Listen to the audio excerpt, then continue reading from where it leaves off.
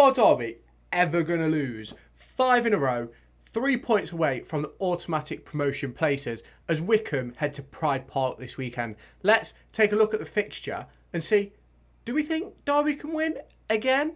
So you can see now the league table. It is underneath me right now. So obviously Derby find themselves in 6th position on 36 points. Tonight, Oxford United and Reading have played. They drew 1-1, which means that Derby have a game in hand on Oxford and are within a point. As you can see at the bottom of the screen, right down there, lowly down in 15th position, you see Wycombe Wanderers. They have 22 points from 19 games, whereas we have 36 points from 19 games. Shall we take a proper look into this fixture then? So we're in round 22 of the League One calendar, and we face Wycombe this weekend. If you look at the head-to-head from recent meetings between the two sides, Derby have won 2, drew 1 and lost 1.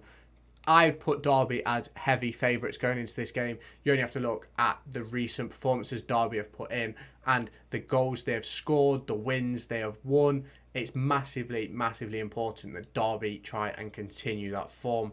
Let's then take a look at the previous fixtures. If we just scroll down here, you can see that on the 11th of February, Wycombe beat Derby 3-2. That was really the start of Derby's demise last season.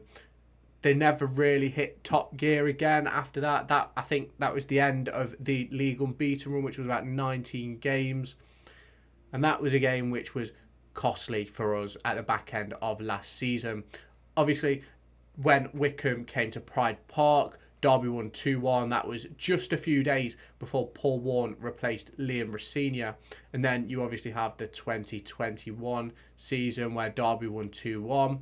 And the 2020 fixture where they drew 1-1. Let's now take a look at the form.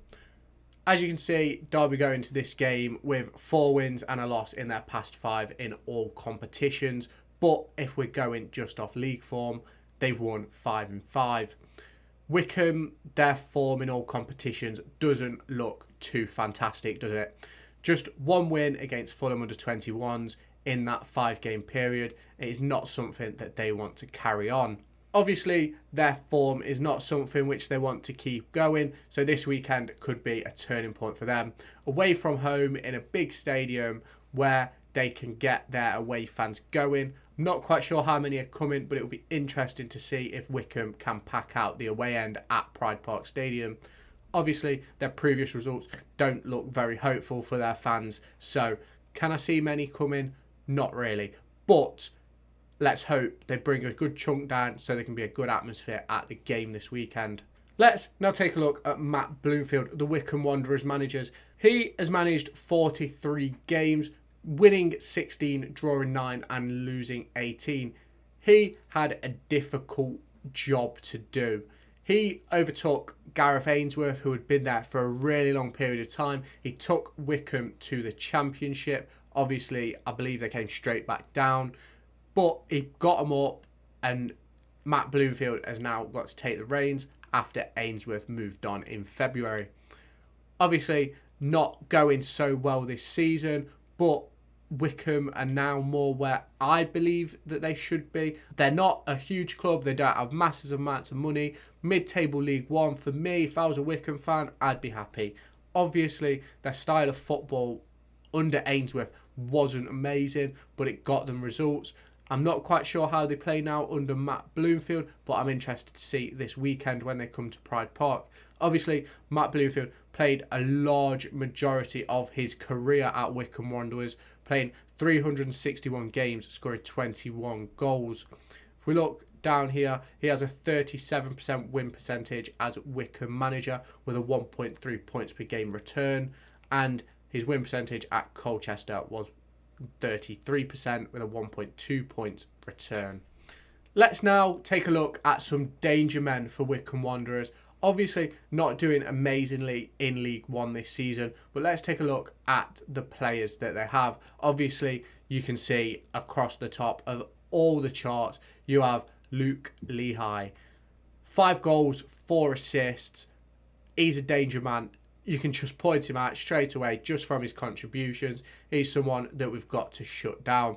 Then you have former Burton player Dale Taylor, who has 3, Joseph Lowe, who has 3. You've got Josh Scowen and Brandon Hanlon, who both have 2 assists to their name this season. All players which we need to keep an eye on. It's massively important that Derby don't make a banana skin out of this Wycombe game. Obviously, Wycombe aren't an easy side to face, and that is something which Paul Warne will have to adjust to. Will there be many changes to the side this weekend? I'm not 100% sure. Do I think there should be? I'm also not sure. I think Derby are in a good place. I think too many changes will cause problems.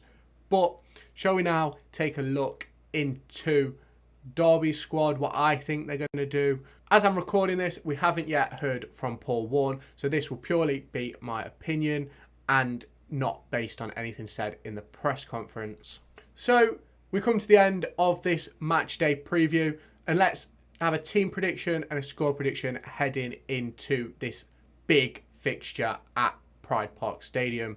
So for me, I think the team will stay exactly the same from the game last weekend at Leyton Orient, where Derby picked up a 3-0 victory. I think there's no reason to change it. If Ryan Niambi is back fit, I think it's difficult to take Joe Ward out with the combination play that he and Kane Wilson had. I think obviously the defensive prowess of Niambi will be massively important, but I think it's an opportunity for Joe Ward to stake a claim in the team. I feel like Louis Sibley did more than enough to keep his position in the number 10 role, number 8, number 10 role, however you want to call it, with Conor Hourihane sitting at the base of the midfield. I don't think there's many more changes you can make. Obviously, John Jules is still recovering to fitness, so I wouldn't yet chuck him in. But I think we stay with the same 11. So that would be Wild Smith in goal, Joe Ward at right back, Nelson Cashin centre back, Forsyth left back, a midfield 3 of Hourihane and Bird sitting a bit deeper, with Louis Sibley in the 10, Mendes Lang one side, Kane Wilson the other, and James Collins up front. That is my team prediction for the game. I also think that Derby are going to come away as 2-1 victors. I think James Collins is going to pop up with another goal, and hopefully Louis Sibley adds to his tally this season. Let me know, and I'll see you in tomorrow's video, which is my predictions of the festive period. Let me know what you think to that tomorrow, and then I'll see you on Sunday for a match day vlog. So I'll catch you in the next video. Make sure to go and find me on TikTok, pictured here, and Twitter, pictured here. These are the places where I'll keep you all up to date with all my upcoming videos and my thoughts and feelings around the Formula 1 and football weekend.